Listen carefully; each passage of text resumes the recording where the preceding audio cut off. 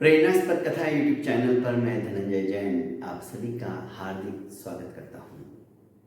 छोटी सी कहानी डीजे की जुबानी। दोस्तों, आज की कहानी सूरदास जी की कहानी है। राजभोग लगने के बाद में मंदिर के पट बंद हो जाते हैं। सूरदास जी भी अपने पद गाकर मंदिर से विदा होकर अपनी कुटिया में आ जाते हैं। गोसाई जी भी पूजा का सब सामग्री वगैरह एक जगह वापस रखकर अपने यहां आ जाते हैं।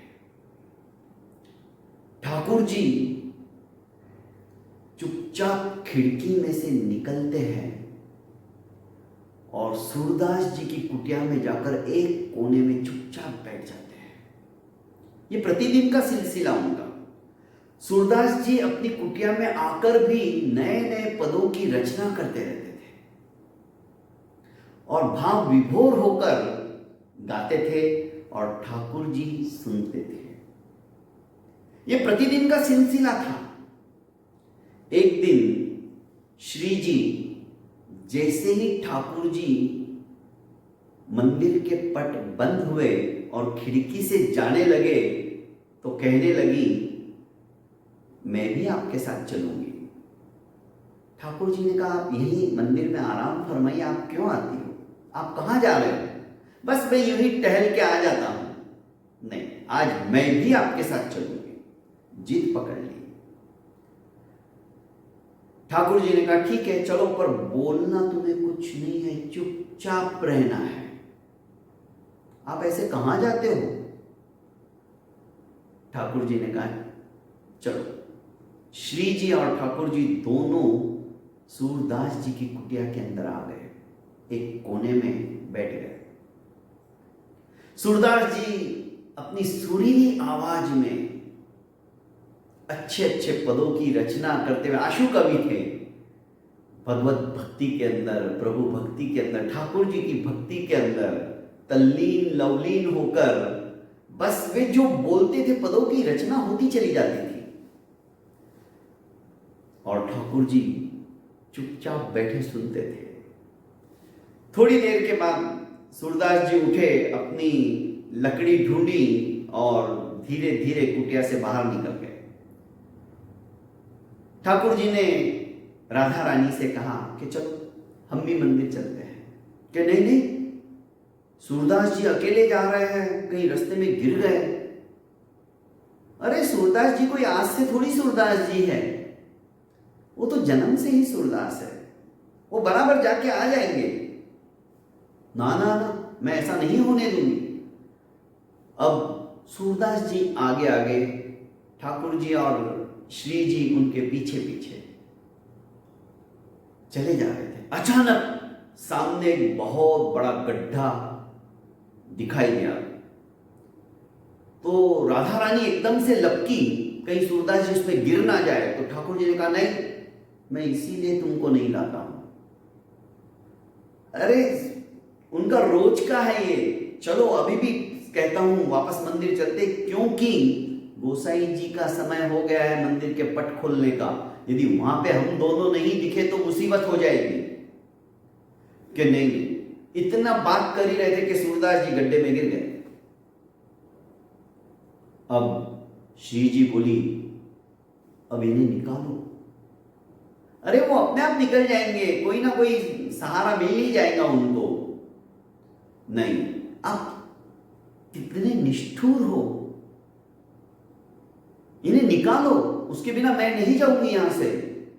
ठाकुर जी ने फिर से कहा कि इसीलिए श्री जी मैं आपको मेरे साथ में नहीं लाता, आप वही मंदिर में ठीक थी, मुझे कुछ पता नहीं, आपको इन्हें निकालना पड़ेगा। उन्होंने अपना जो दुपट्टा था श्री जी ने गड्ढे में लटकाया और कहा कि बाबा आ जाओ, ऊपर आ जाओ, मैंने मेरा दुपट्टा आपके पास छोड़ा है, उसे पकड़ लो, मैं आपको ऊपर खींचता हूं।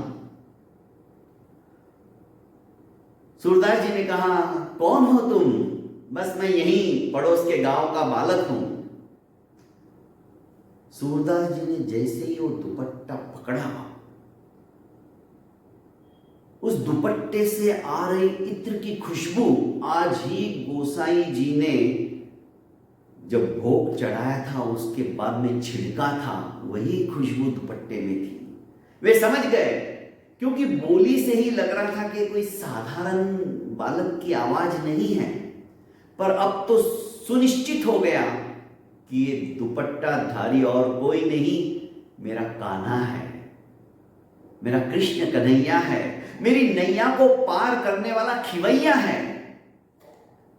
अब क्या, इधर ठाकुर जी खींच रहे हैं, ठाकुर जी को पीछे से राधा रानी खींच रही है और सूरदास जी को बाहर निकाला। सूरदास जी ने सोच लिया कि ये तो आज मेरे जन्म जन्मांतरों के कलिमल समाप्त होने वाले हैं। और उन्होंने ऐसा नाटक किया कि जैसे एकदम से ठोकर लगी और गिरने ही वाले हैं, और सचमुच में ठाकुर जी तो अलग हो गए और वो राधा रानी के चरणों में गिर गए।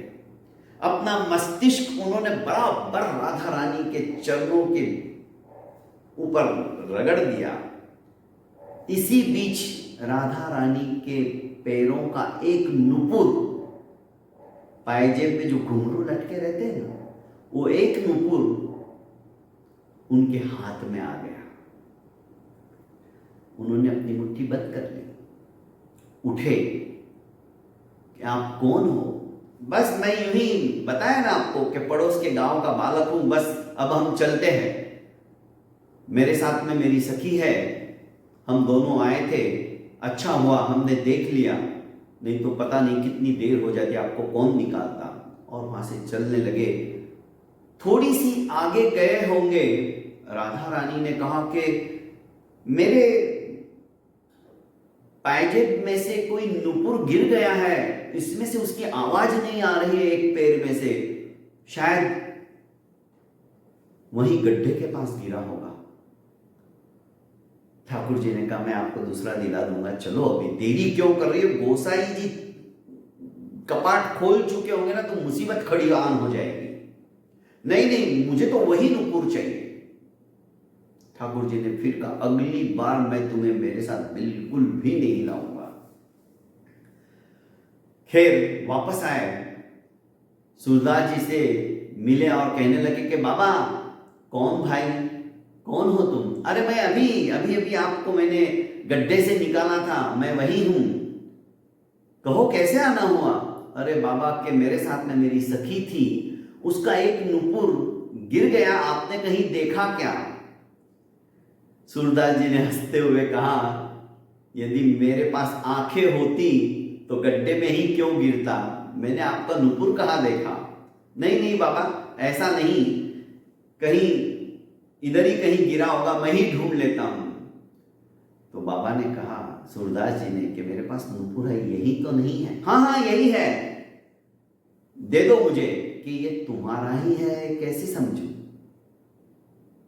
अरे बाबा ये हमारा ही, मेरी सखी का नुपुर है।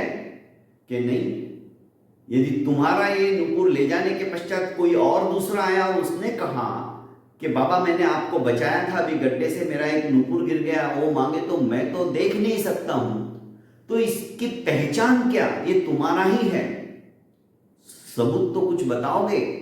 उसने कहा देखो पायजेब में सारे नुपुर ऐसे ही हैं, मैं देखूं मेरे हाथ से टटोल कर, यदि मुझे खात्री हो जाएगी, मुझे महसूस हो जाएगा कि हाँ ये वही नुपुर है, वैसा ही है, तो कोई दिक्कत नहीं, आप लेके जाओ। बड़ी दुविधा में फंस गए थे।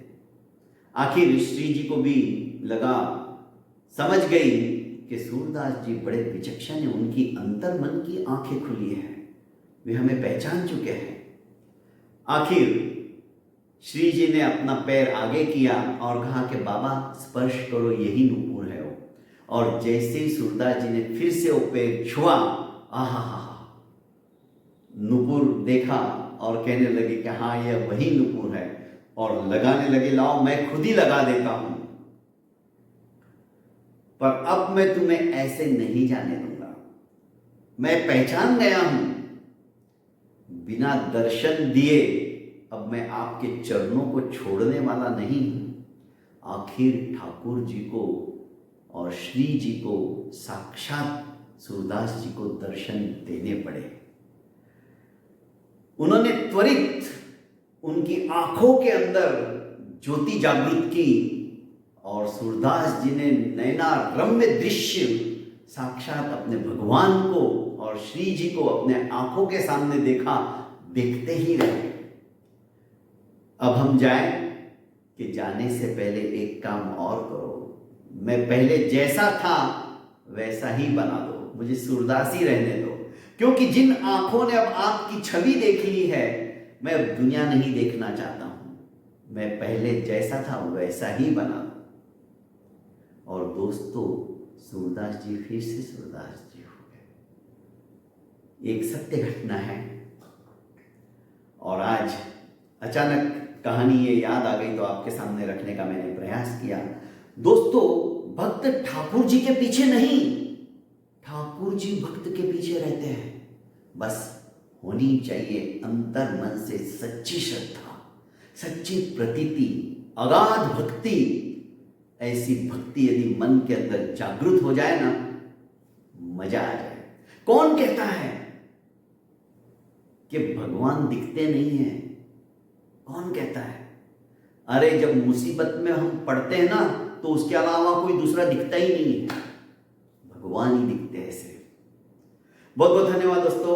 प्रेरणास्पद कथा यूट्यूब चैनल को आपने अभी तक लाइक एवं सब्सक्राइब नहीं किया है तो कर लीजिए और ज़्यादा से ज़्यादा अपनों को शेयर कीजिए।